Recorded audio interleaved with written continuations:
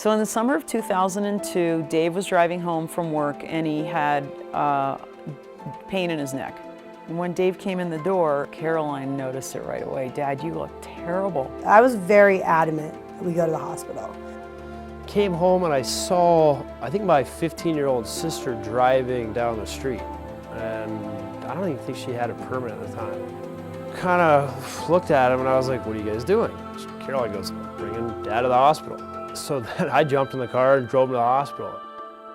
They got him into the operating room, put a stent in his heart, and he would have died. I mean, he had 100% blockage.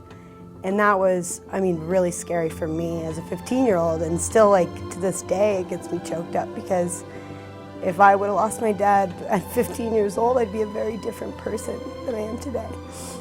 They put 2 stents in that night and, you know, did some testing. And actually, when they did the enzyme test, it really did not show up that he had had much damage.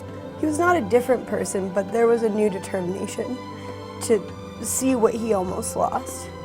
So he came home and we all came together and, you know, changed our lifestyle and changed our diet. We would do stuff like walking and he played golf a lot. But it wasn't really until we got a letter from somebody introducing us to their workout guy. Dave was just into it. He did really well. That was something I'm really thankful we did. I have a daughter, and I think that that's when I saw the biggest changes with my dad, were when it wasn't just about our immediate family, but when there was the next generation introduced. And so I feel like those are more my memories of me seeing my dad's lifestyle change. I mean, it's hard to think about now because the night that he passed away, I called him, and I don't know what it was. That had, I just called him because I'd been watching 30 Rock and he kind of reminds me of Alec Baldwin. And I was like, you know, Alec Baldwin's okay, but my dad's hilarious. Like, Alec Baldwin's kind of funny, but Dave Briggs is way funnier. And he's a real life person, he's not a character. So I gave him a call just to be like, you know, I was watching TV and I was thinking about you. And, you know, the last thing I said to him was like, I love you, Diddums, and I'll see you on Friday. Dave Briggs was a really gregarious person. Everybody liked being around him. Somebody told me the other day, Ann, Dave Briggs always had a story, and another story, and another story. And besides hilarious, and besides generous, I would say that he was genuine. He was one of the most genuine people. Oh, he's my best friend. Although he was 5'5", he always let his personality dictate who he was. Dave loved being a grandparent. Anyone who's bumped into my dad in the past 4 years could tell you, because every time they saw him, he would pull out his most recent pictures of Braden. He snuggled with me in bed when I had a sleepover. He hold on to my leg every time to make sure I didn't fall off the bed.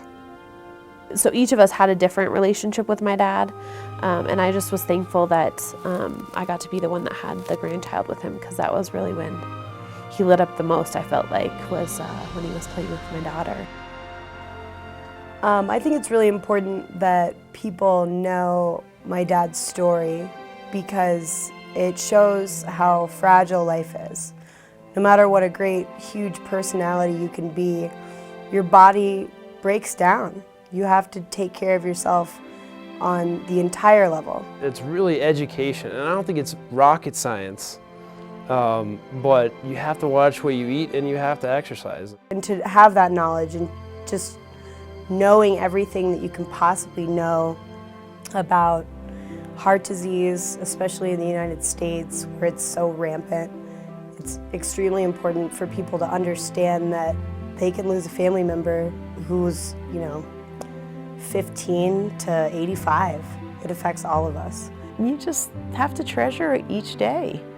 Treasure your travels, treasure your family, because it can, take you in the middle of the night, and that's what happened to Dave, so. I think that what I'm gonna miss the most is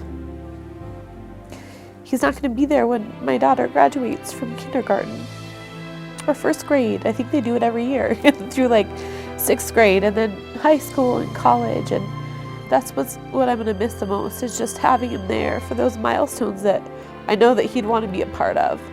I would say that you know, probably playing golf with him is going to be tough, but going to hockey games, that kind of stuff. So.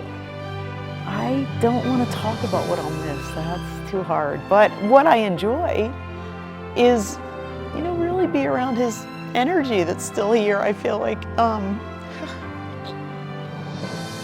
No, I mean, I just think that my dad really was a special person, and the fact that I got to be his daughter is something that